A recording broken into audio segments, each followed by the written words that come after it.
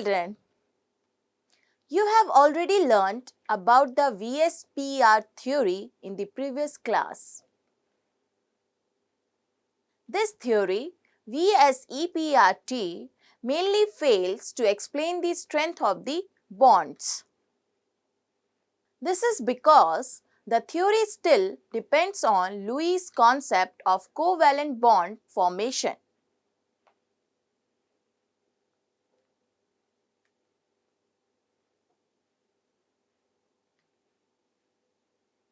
It could not say anything extra about the electronic nature of covalent bonds.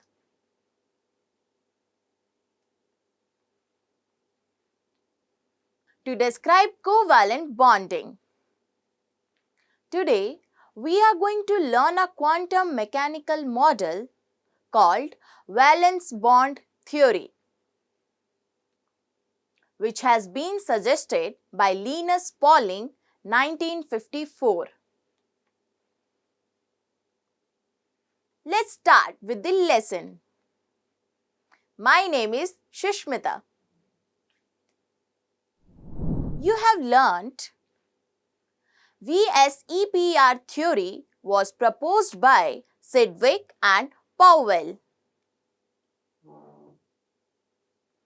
VSEPRT considers electrons in the valence shells taking part in covalent bond formation and lone pairs as charged clouds that repel one another.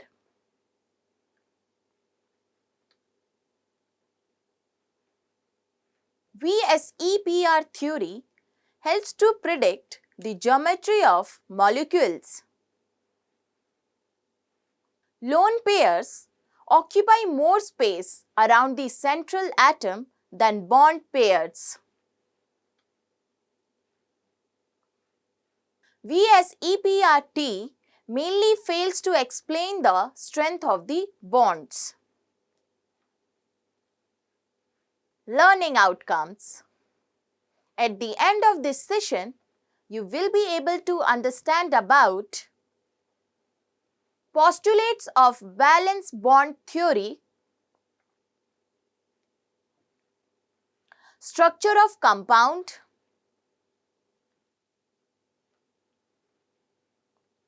hybridization, keywords, orbits, covalent bond,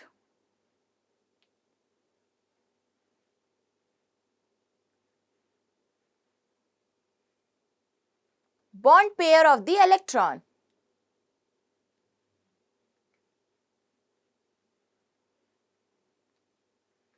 hybridization.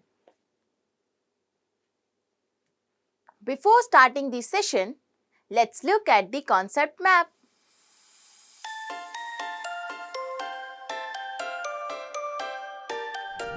The main postulate of valence bond theory are: a covalent bond between two atoms is formed when the two atoms approach each other closely and one atom overlaps its valence orbital containing an unpaired electron. The valence orbital of the other atom that contains the unpaired electron of opposite spin. The so formed paired electrons in the overlapping orbitals are attracted to the nuclei of both atoms. These bond the two atoms together. For example, in the formation of an H2 molecule, the 1s orbital of one H atom containing an unpaired electron overlaps the 1s orbital of the other H atom containing an unpaired electron of opposite spin, giving an H bond and H2 molecule. The greater the overlapping of the orbitals, that form the bond, the stronger will be the bond. This gives a directional character to the bond when other than s orbitals are involved. Each bonded atom maintains its atomic orbitals, but the electron pair in the overlapping orbitals is shared by both the atoms involved in the overlapping.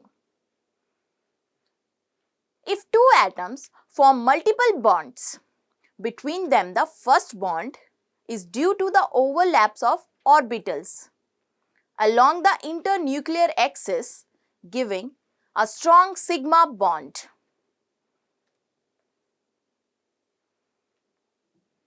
After the formation of the sigma bond, the other bonds are formed due to the overlap of orbitals, sidewise or laterally, giving weaker pi bonds. The sigma bond is stronger because the electron pair shared is concentrated more between the two nuclei due to end-to-end or head-on overlap and attracted to both nuclei. The pi bond overlap gives a weaker bond due to the lateral overlap of p orbitals, which is not a greater extent. In the formation of a Cl2 molecule, the 3pz orbital of one chlorine atom containing an unpaired electron overlap the 3pz orbital of another chlorine atom that contains an unpaired electron of opposite spin. If we consider the formation of the N2 molecule, px orbital of one n atom overlaps the px orbital of the other n atom, giving sigma px bond along the internuclear axis. The py and pz orbitals of one n atom overlap the py and pz orbital of other n atom laterally, respectively perpendicular to the internuclear axis, giving pi py and pi pz bonds. Therefore, the N2 molecule has a triple bond between two nitrogen atoms.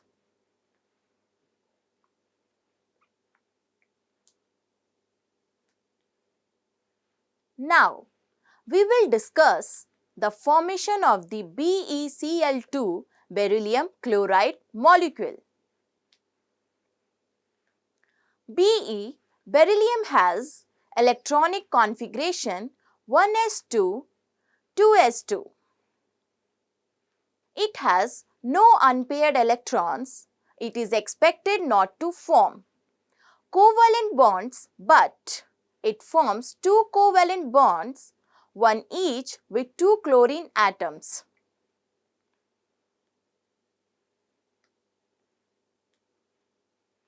To explain this, an excited state is suggested for beryllium, in which an electron from 2s shifts to 2px level. You can see the electronic configuration of Be and Cl. If Be forms two covalent bonds with two chlorine atoms, one bond should be sigma 2s3p due to the overlap of 2s orbital of Be, the 3pz orbital of one chlorine atom, and the other bond should be sigma 2p 3p due to the overlap of 2px orbital of B atom. the 3p orbital of the other chlorine atom. As the orbitals overlapping are different, the bond strength of two BeCl must be different. But both bonds are of the same strength and Cl BeCl is 180 degree. To explain discrepancies like this, a phenomenon called hybridization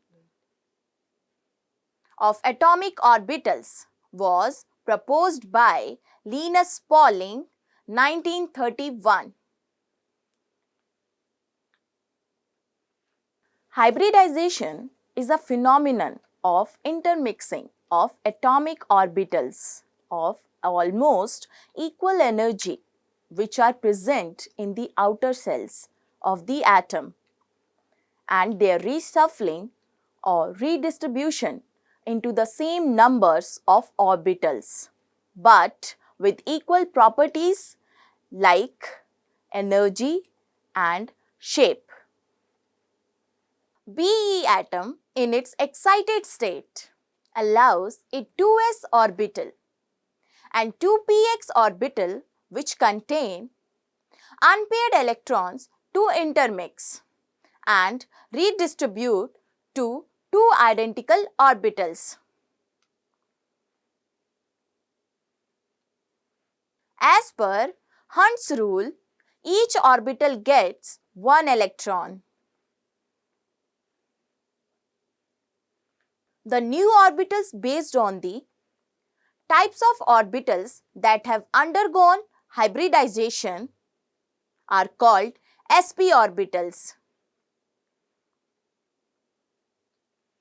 The two sp orbitals of Be get separated by 180 degree. Now, each chlorine atom comes with its 3pz1 orbital and overlaps it with the sp orbitals of Be, forming two identical BeCl bonds, sigma sp p bonds. Cl BeCl is equal to 180 degree. You have learnt a chemical bond that is formed by sharing of valence shell electrons between the atoms so that both of them can attain octet or duplet in their valence shells is called covalent bond. A single covalent bond is formed when two atoms share a pair of electrons. Each shared pair of electrons is equivalent to one covalent bond.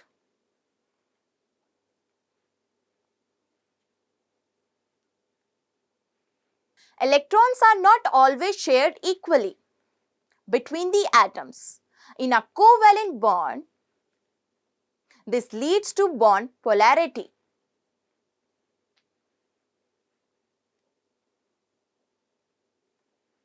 Thank you.